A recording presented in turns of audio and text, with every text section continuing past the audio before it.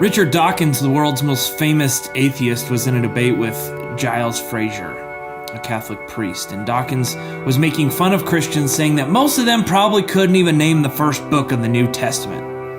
So Fraser asked Dawkins, "You say your favorite book is Darwin's Origin of Species, but that's not the full name of the book. What is the full name of the book?" he asked. To which Dawkins said, "Oh my God, what was it?" So the foremost authority on the theory that explains how there is no God calls on God to help him explain the title of his favorite book, which explains there's no God. Let's talk about it.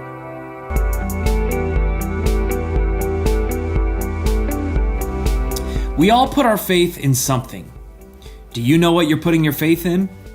We're naturally resistant to belief in the supernatural because we've been taught the importance of the eyewitness, of tangible evidence, and of scientific proof. And those things are good, and they're good enough when you're answering questions about whether or not a person did something. But they aren't good enough when you're answering eternal questions. When you're answering eternal questions, eventually we will have to trust someone.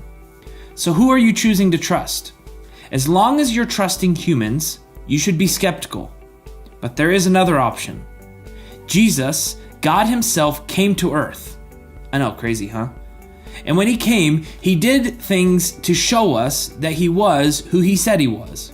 He performed miracles. He gave sight to blind people. He gave hearing to deaf people. He fixed the legs of people who were crippled. And he brought people back to life after they had died. By doing these things, he made it so that people would have to decide if they believe he was a liar, a crazy man, or God himself. Then he performed his most impossible feat of all.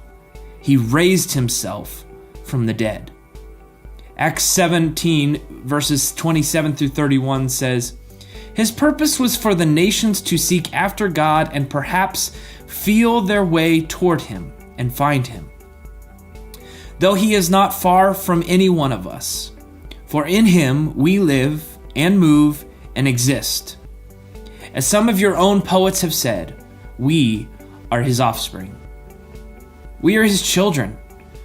Verse 30 says, "God overlooked people's ignorance about these things in earlier times.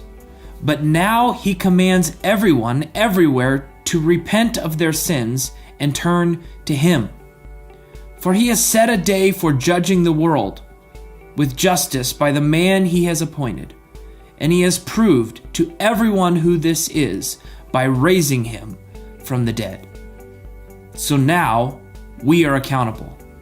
Now that he has revealed himself to us, we are responsible to this knowledge. Now he commands everyone to repent of their sins and turn to him. Because someday our lives on this earth will end, and we will be judged. Now that he has proven who he is, we have no other option but to answer the question, what will you do with Jesus? Stop here and answer the first 3 questions, then push play.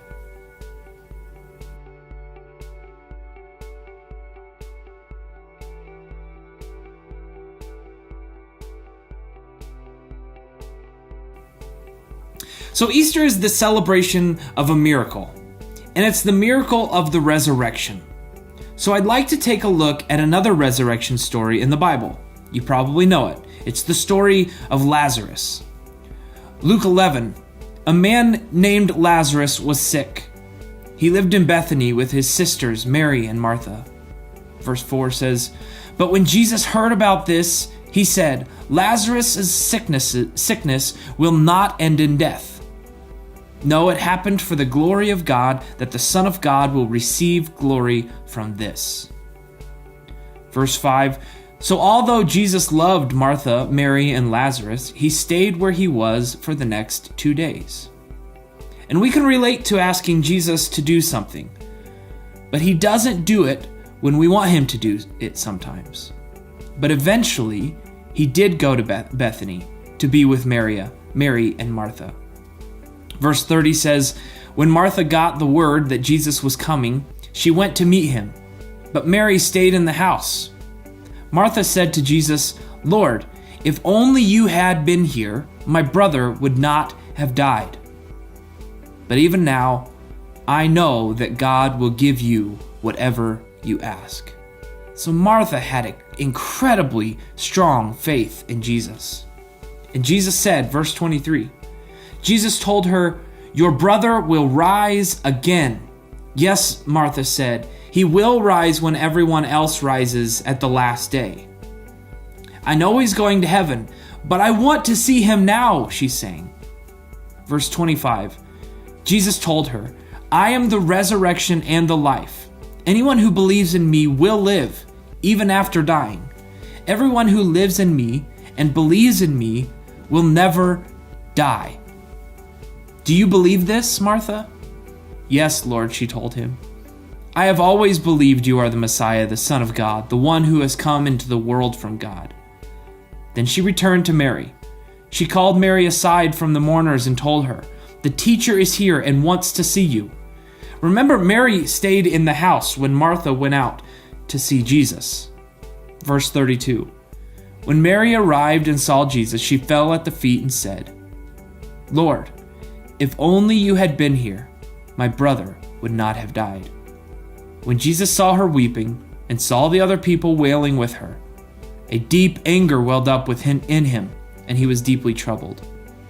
Verse 37, but some said, "This man healed a blind man. Couldn't he have kept Lazarus from dying?" They have faith in Jesus, but it's still limited. They believe that he can do miracles, but no one can raise someone from the dead, right? They wouldn't believe unless they saw it. Verse 40, Jesus responded, "Didn't I tell you that you would see God's glory if you believe?" So they rolled the stone aside. Then Jesus looked up to heaven and said, "Father, thank you for hearing me. You always hear me. But I said it out loud for the sake of all those people standing here, so that they will believe you sent me." After all Jesus had done, he's still having to prove himself to them. Verse 43, then Jesus shouted, "Lazarus, come out!" And the dead man came out. Jesus was who he said he was. And we don't get to see him raise someone from the dead to make it easier for us to believe in him. But someday we will be judged based on our answer to the question, who is Jesus? What will you do with Jesus? He gave us the evidence while he was here on earth. He showed us the signs that he was who he said he was. He did the impossible. What will you do with Jesus? Stop here and answer the last 3 questions, and I'll see you Sunday in church.